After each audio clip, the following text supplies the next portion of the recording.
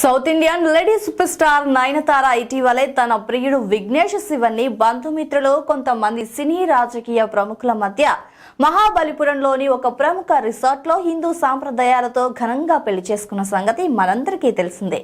Social మీడియాలో ఇప్పుడు ఎక్కడ చూసినా నయనతార పెళ్లికి సంబంధించిన ఫోటోలే కనిపిస్తున్నాయి.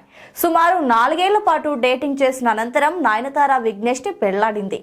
అంతకుముందు ఆమె ప్రముఖ హీరో సింబు అలాగే ప్రభుదేవ వంటి వారితో ప్రేమాయణ నడిపిన సంగతి కూడా అందరికీ విదితమే. వీళ్ళిద్దరితో నయనతార రిలేషన్ పెళ్లి వరకు వచ్చి పెటాకులైంది.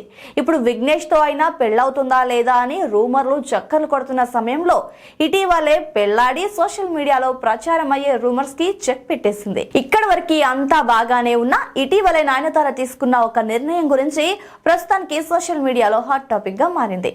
ఇంతకీ అదేంటి అంటే నయనతార ప్రస్తుతం ఒప్పుకున్న సినిమాలన్నీ పూర్తి చేసిన తర్వాత శాశ్వతంగా నటనకి గుడ్ బై చెప్తుందట. ప్రస్తుతం ఆమె బాలీవుడ్ బాద్షా షారుఖ్ ఖాన్ తో జవాన్, తెలుగులో మెగాస్టార్ చిరంజీవితో గాడ్ ఫాదర్ వంటి సినిమాలతో పాటు ఒక లేడీ ఓరియంటెడ్ సినిమాలోనూ నటిస్తుంది. ఈ 3 సినిమాలు పూర్తయిన తర్వాత నటనకి గుడ్ బై చెప్పేసి కేవలం సినిమాల నిర్మాతగా మాత్రమే కొనసాగుతోందట. ఇటీవలే ఆమె సమంత అలాగే విజయ్ సేతుపతితో కలిసి కన్మణి రాంబో ఖతీజా అనే సినిమా చేసిన సంగతి మనకి తెలిసిందే. ఈ సినిమాకి కేవలం ఆమె ఒక హీరోయిన్ మాత్రమే కాదు, నిర్మాత కూడా. భారీ అంచనాల నడుమ విడుదలైన ఈ సినిమా బాక్స్ ఆఫీస్ వద్ద పర్వాలేదు అనే రేంజ్ లో రన్ ని సొంతం చేసుకుంది.